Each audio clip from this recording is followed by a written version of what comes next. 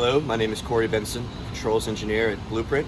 Today we're going to walk through a changeover on the Rotary Packer Gravity 100 series. So from the system control screen, first thing you'll want to do is go to the main screen with the home button and then the changeover. Now you'll notice it's telling you to turn the safety off. So while that may be the first thing you want to do, first thing you should do is turn off the safety. If you forget it, we'll remind you. We'll close the alarm status, and now the button has changed to green, so you can start the changeover. Next, we're going to select which product code we're going to change over to. The indicator at the bottom tells us that we're currently using product code number 6, the 1x1x5. It's one we're using for testing. And we're going to change over to BEM product code number 1 for this example. You can use the navigation arrows up and down to select which one you want, and the enter button to select it. It's letting you know that it's active, and it brings up a checklist. So in this example, everything is green, but when you get to a changeover, typically some of these will be red. That means that it's something that does need to be changed. Once you've changed it, you tap the check mark, it becomes green, telling you that you have changed it. On this same row, it shows you that adjustment number 1 is called Bagger Guide 1, and it needs to be set to the number 7. There's a PIC here that stands for picture. If you press that, it'll show you a photograph of exactly what you need to adjust. The active product code adjustment for 01, the Bagger Guide, is to set it for 7.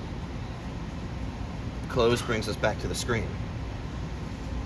So each one of these will have a different name and possibly a different number to be set to. When you're done, you check the check bar. It goes from a red warning to a green check to say you're good to go. If you don't know where something is, there's a picture that will show you. So let's look at an example here. Example number 10 is called the turning bump. The picture shows us that it's here on our turning conveyor. We always put a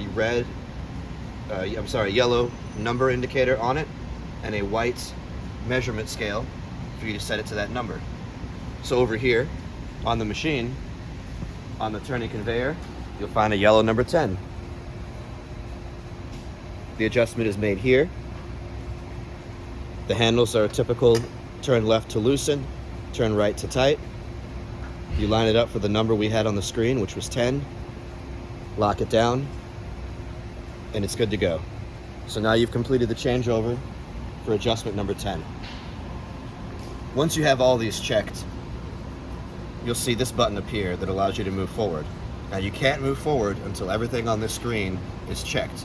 And when you check that box, you're saying, yes, I have adjusted this adjustment to this number. When you press next, you get the next 10 adjustments. In this particular machine, we have more than 10, so you'll have a second screen. Each one of these needs to be adjusted, and again, if you're not sure where it is, the picture will show you for reference. Once they're all green, we'll press the next button, and it's letting us know changeover is complete. Now it brought us back here because if you remember, we put on our e-stop at the beginning of the changeover. I'll pull out the e-stop, the warning goes away, reset the safety here, and you'll notice it says actuators out of position, case width out of position. What's happening now is the case width actuators, backstop and rotary actuators, are moving into the correct position for the product code we've chosen. These are not adjustments you need to make, but we'll need to wait until these status is clear before we can run the machine. So inside the hood here, it's moving very, very slowly, but this backstop with the 2 big black wheels on it is sliding back into its home position. Then once it's home, it will move forward into the correct position for the size bag or size product that you're running. The same is happening with the case width adjustment guide rails down here. So you can see there are manual adjustments to be made. There's a yellow number sticker 15. These two are done in a pair. They'll be the same number, but the actual width of the guide rails will be done by servo. Once that is complete, these statuses will clear. They'll say off like this one does, and then you can proceed to start your machine up. As always, we suggest that you make a visual check to ensure that everything is in the right position and ready to go before going. But once these go to the off position, it is done with the automatic part of the changeover.